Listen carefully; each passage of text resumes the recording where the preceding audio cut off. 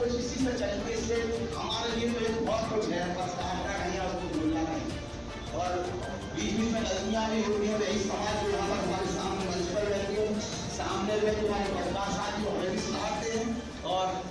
सब कुछ कहेंगे जो कुछ भी मिला है यहीं से मिला है, जो कुछ भी मिलेगा यहीं से मिलेगा, तो छोड़ के भी जाएंगे यहीं चले जाएंगे। और हमारे बीच में एक शख्स का हम जिक्र करेंगे, संजय।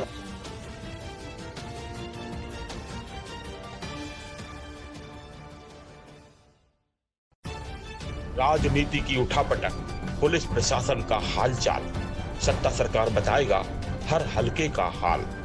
वीडियो को लाइक करें, चैनल को शेयर सब्सक्राइब करना ना भूलें, बेल आइकन पर क्लिक करें जिससे मिल सके आपको हर पल की खबर।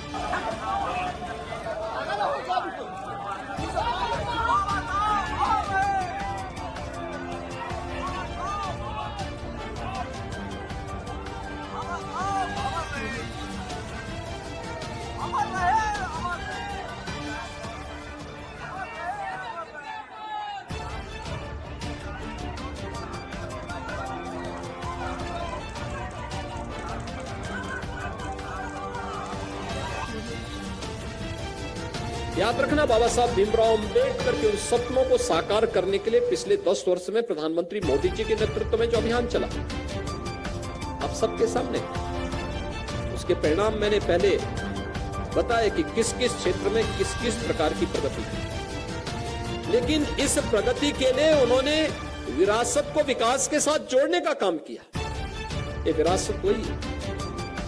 केवल आयोजन होकर के नहीं, केवल बाबा साहब की जयंती है या उनकी पुण्यतिथि है, उस अवसर पर हम एकत्र होकर के माल्यार्पण कर लेंगे, नहीं। बाबा साहब की पृष्ठभूमि को जोड़े हुए उन स्मृतियों को, उन पलों को भी हम यादगार बना सके, स्मारक के रूप में आने वाली पीढ़ी के लिए प्रेरणादायी बना सके। बाबा साहब भीमराव अम्बेडकर से जुड़े हुए पंच तीर्थों का विकास, उनकी जन्मभूमि मऊ मध्य प्रदेश में उच्च शिक्षा अर्जित उन्होंने इंग्लैंड के जिस भवन में रहकर के की थी, एक लंबे अंतराल के बाद वहां की गवर्नमेंट उसे बेच रही थी। भारत सरकार ने तत्काल जानकारी लेने के साथ ही प्रयास किया, उसे स्वयं लिया और लेने के बाद वहां पर बाबा साहब का स्मारक बनाने के साथ साथ भारत से जाने वाले दलित छात्रों के लिए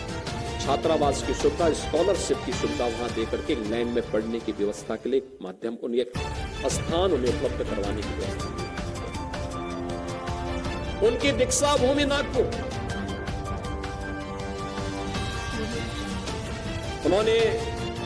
दिल्ली में रहकर के अपने सार्वजनिक जीवन जिस भवन में रहकर के की थी और जहां महापरिनिर्वाण लिया था, उसको सांस्कृतिक केंद्र के रूप में,